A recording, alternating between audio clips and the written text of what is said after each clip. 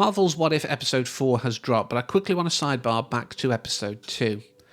When I talked about that, I didn't give credit, or enough credit, to the fact that T'Challa managed to single-handedly talk Thanos out of his plan to wipe out half the life in the universe. That is an impressive feat.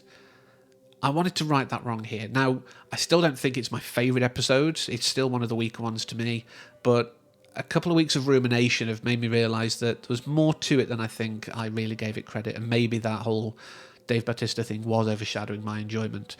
But that out of the way, let's talk about episode 4, which deals with what would happen if Stephen Strange lost his heart, not his hands. That isn't my flowery language, even though I'm prone to it. That is what Marvel's titled the episode as. And yeah, it's right. Instead of what we saw in the Marvel Cinematic Universe mainline, where he had an accident and lost the use of his hands and got frustrated with, comically enough, medical science, the thing his whole career was based upon, and obviously leaned into the mystic arts to help with that. This was more what would happen if Christine was in the car and he lost her. So he still goes to Kamar-Taj, still sees the Ancient One, still studies the mystic arts and becomes the Sorcerer Supreme. It's just his motivation is different. And like I said, the ones that I enjoy most are the ones that have something to say and have a really interesting new take on the characters. And this definitely has that in both of those things in spades.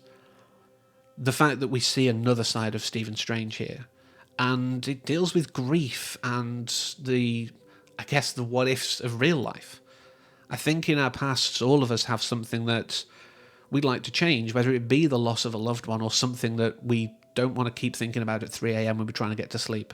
There's always something, but a wise person has said, actually quite a few wise people have said, if you change that one thing, what else happens around it? And that's really the premise for this entire series as well. Those little changes that we think we'd make, we're not going to come out the end as exactly who we are. And like I said, that's what this series is for, and I love that this episode is very self-referential in that way. I said last time I don't remember seeing the Watcher appear in other episodes, but here, he actually interacts with Stephen Strange, because of course he does. Who is most geared towards that we've seen so far? The guy who deals with magic.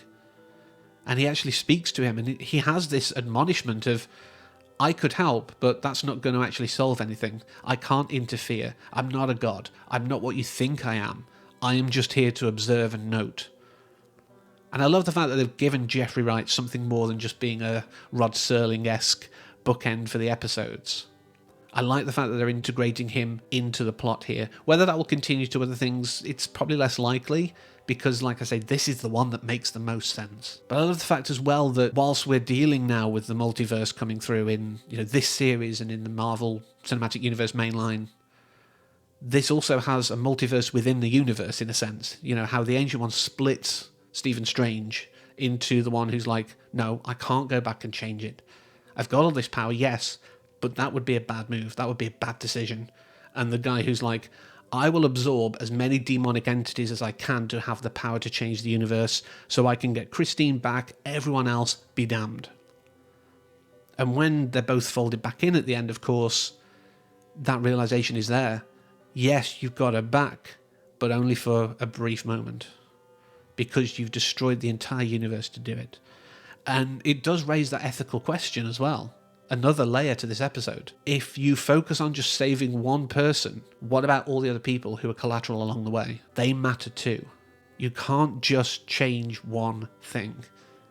And like I say, I love the fact that the episode leaned into, I guess, the message of the series as a whole. These tiny changes have massive knock-on effects. Someone not leaving a room, someone getting rid of a few people, someone picking up the wrong kid, and someone losing someone they love and doing whatever they can to get them back. Like I say, I sympathise. I do. I think we all do on some level. This is why this is such a good episode to me. But you can't just take it back.